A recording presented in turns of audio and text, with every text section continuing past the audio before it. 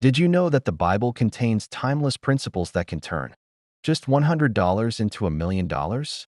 God's wisdom isn't just about spiritual growth. It's also about financial stewardship.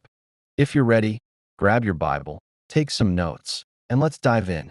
Biblical mindset about wealth. Bible verses on the screen, relevant stock footage, or you in a cozy study setting. Proverbs 10 verse 22. The blessing of the Lord makes rich, and he adds no sorrow with it.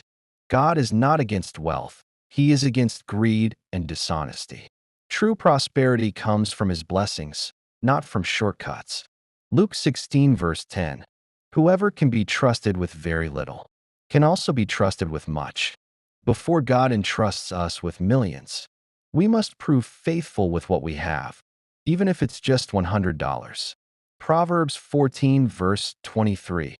All hard work brings a profit, but mere talk leads only to poverty.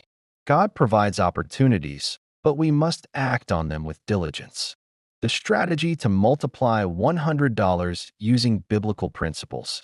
Step-by-step breakdown, charts, or real-life examples of people who followed these principles. Step 1. Plant your seed.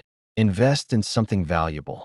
Matthew 25 verses 14 to 30, Parable of the Talents. In the Bible, the servant who multiplied his talents was rewarded. The one who buried his money out of fear was condemned. God expects us to invest wisely. Practical tip: instead of spending $100 on unnecessary things, invest in skills, education, or a business idea. Create value and serve others. Proverbs 22 verse 29. Do you see someone skilled in their work? They will serve before kings. Money flows where value is created. What skill, knowledge, or business can you develop that serves others? Start a small business, reselling products, digital services, tutoring, etc. Invest in an asset, books, stocks, or even a website. Leverage online platforms, social media, e-commerce, content creation. Step 3. Reinvest and multiply. Patience plus wisdom equals growth. Proverbs 21 verse 5. The plans of the diligent lead surely to abundance, but everyone who is hasty comes only to poverty. Practical tip: instead of cashing out early, reinvest your earnings. Compound growth is key.